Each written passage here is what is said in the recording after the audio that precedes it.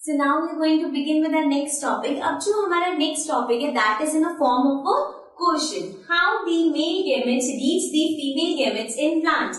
अब plants में male gametes female gametes तक पहुंचते कैसे हैं? ये सब हम पढ़ के आ चुके हैं कि जो फ्लावर होता है उसमें हमारे पास मेल रिप्रोडक्टिव ऑर्गन होता है और फीमेल रिप्रोडक्टिव ऑर्गन होते हैं. नाउ द क्वेश्चन इज कि जो मेल गैमेट्स होते हैं वो फीमेल गैमेट्स तक पहुंचेंगे कैसे? करेक्ट.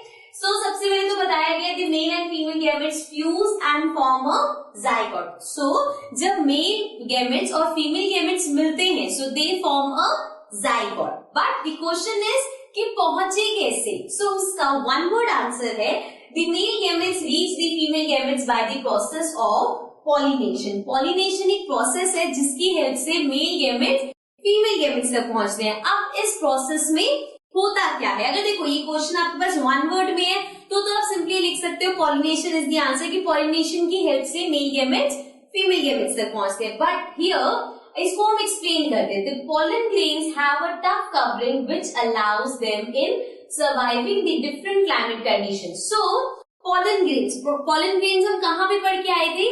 जब हमने मेल रिप्रोडक्टिव ऑर्गन पढ़ा था फ्लावर्स का तो उसमें हमने देखा था pollen grains होते हैं, राइट? यही pollen grains सर्वाइव करती हैं या ये फीमेल गैमेट्स तक पहुंचती हैं. अभी pollen grains में क्या होता है? आउटर कवरिंग होती है. जैसे हमने स्पोर फॉर्मेशन पढ़ा था. स्पोर फॉर्मेशन में क्या था कि जो स्पोर्स होते हैं उनपे एक आउटर कवरिंग होती है, हार्ड कवरिंग होती है, जो कि क्लाइमेट डिफरेंट कंडीशंस में सर्वाइव कर पाता है. सेम वही चीज है pollen grains के साथ. pollen grains में भी एक कवरिंग होती है जो अलग अलग कंडीशंस में सर्वाइव कर पाता है. Due to their lightweight, winds and water often carry them away to different plants. अब ये जो pollen grains है ये लाइट वेट होती है, इनका वेट बहुत हल्का सा होता है. So therefore wind and water carry them away to different plants. जब wind blow करती है या जब water flow हो रहा होता है तो उसके साथ ही pollen grains भी flow करने लगती हैं.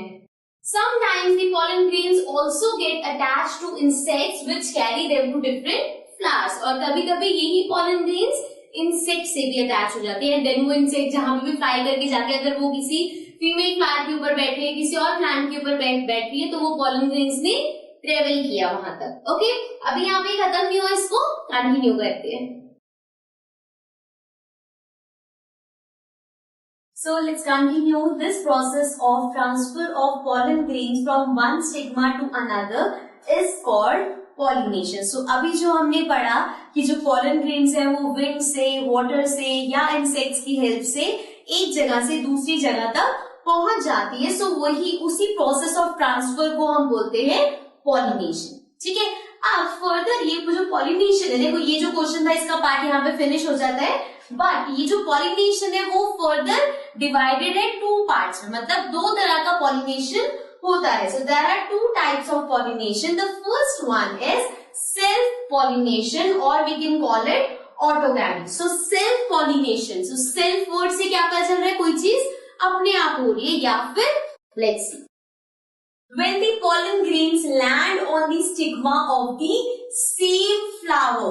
So यहाँ पे क्या बात हो रही है कि जब जो pollen grains है वो स्टिग्मा तक तो पहुंची. स्टिग्मा कहाँ पे होता है? फीमेल का रिप्रोडक्टिव पार्ट है, जो स्टिकी पार्ट होता है जहाँ पे pollen grains स्टिक हो जाते हैं. तो ये स्टिग्मा तक तो पहुंची लेकिन अपनी ही फ्लावर की. सो अगर आपके पास एक फ्लावर है सो वहां की जो pollen grains है उसी की स्टिग्मा पे आके बैठ गई. So that is what self pollination is. अब ये पॉसिबल कैसे हो सकता है?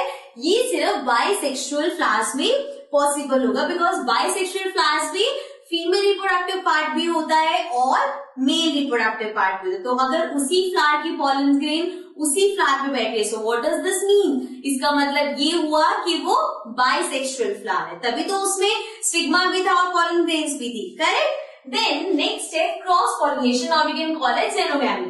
So when the pollen grains land on the stigma of a different flower, whether of similar kind or different kind. So ये इसका opposite है. cross pollination में क्या होता है?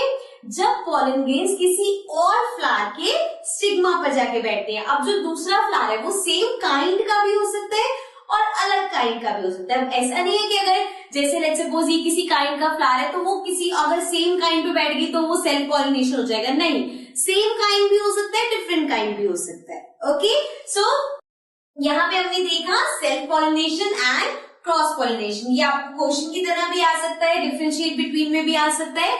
So this is an important thing. Okay, now we move to the next topic.